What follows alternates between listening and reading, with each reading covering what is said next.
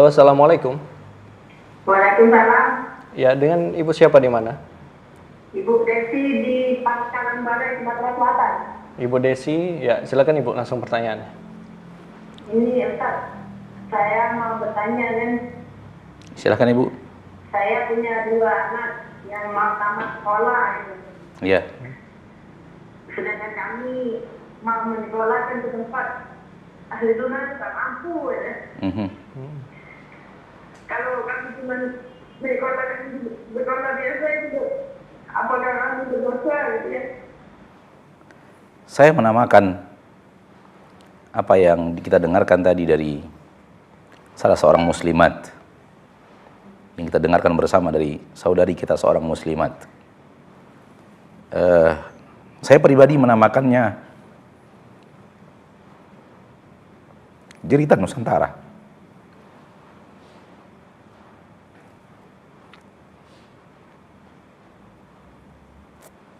Sudah banyak saudara-saudari kita yang ingin menyekolahkan anaknya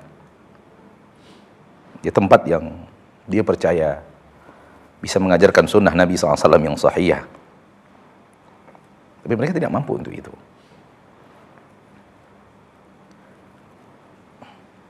Seorang muslim harus hidup dengan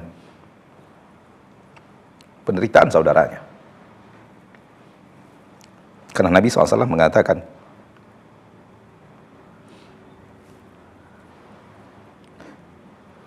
karena Nabi SAW bersabda, la yu'minu ahadukum hatta yuhibba li akhihi ma yuhibbu li nafsihi.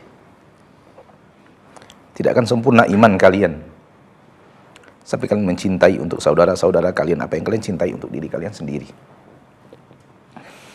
Belum lama ini kita dikirimi sebuah artikel oleh salah seorang saudara kita, barakallahu fi, yang mungkin tidak kita bacakan pada kesempatan kali ini, tapi intinya adalah di sana sini telah banyak orang yang menjerit. Di Nusantara yang sangat luas ini sudah banyak orang yang menjerit. Jeritan yang tadi disampaikan oleh ibu kita, saudari kita,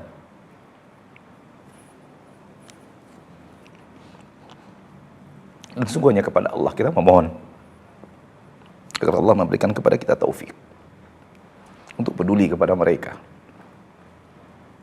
Wallahu a'lam bishawab. Nah, adapun tentang ibu akhirnya menyekolahkan anak di tempat yang tidak diharapkan, di sekolah pesantren biasa seperti yang tadi ditanyakan. Adapun tidak tahu pesantren biasa yang ibu maksudkan seperti apa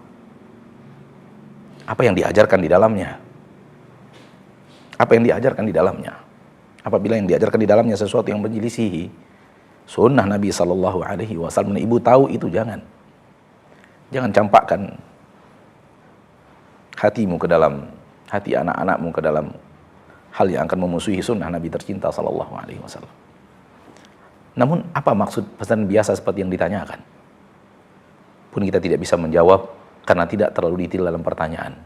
Intinya kalau kita tahu bahwa di sana nanti anak kita kalau belajar akan tumbuh menjadi orang yang tidak suka sunnah Nabi, membenci sunnah Nabi, justru mencintai bid'ah, maka jangan masuk anak kita di sana. Jangan masukkan ke sana. Ini nasihat anak. Didik di rumah.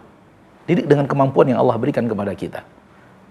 Tidak mesti harus orang yang hafal Quran yang harus membuat orang lain hafal Quran. Betapa banyaknya orang yang tidak hafal Quran membuat anaknya hafal Quran. Demi Allah, mata kita melihat orang tua yang anaknya hafal Al-Quran, ayahnya yang menyimak dengan memegang Al-Quran. Ayahnya tidak hafal Al-Quran, ibunya tidak hafal Al-Quran. Akan tapi dia dengan semangat juangnya berhasil membuat anaknya menjadi seorang hafiz, seorang anak yang hafal Al-Quran. Itu dengan mata kepala kita sendiri. Anaknya membaca dengan hafalan dan ayahnya menyimak dengan memegang Al-Quran. Kenapa tidak? Kenapa tidak? Saudaraku-saudariku kaum muslimin dan muslimat, Anda kalau ingin berjuang Anda bisa. Dan jangan mengatakan bahwa tidak mungkin anak saya menjadi soleh kecuali dimasukkan pesantren. Tidak mungkin anak saya menjadi soleh kecuali dimasukkan di sekolah-sekolah sunnah. Tidak. Imam Syafi'i siapa yang mendidiknya? Ibunya. Bahkan Nabi SAW sudah kehilangan orang tua di usia dini. Dan banyak para ulama kita lahir di tangan ibunya.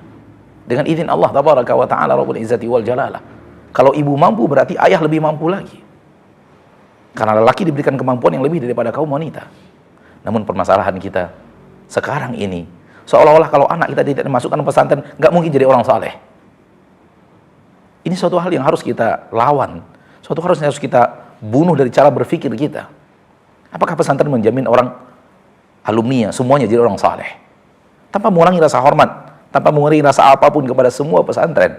Karena kita juga alumni pesantren dan kita mengetahui apa yang terjadi di sana dan bagaimana alumninya. Tidak semua.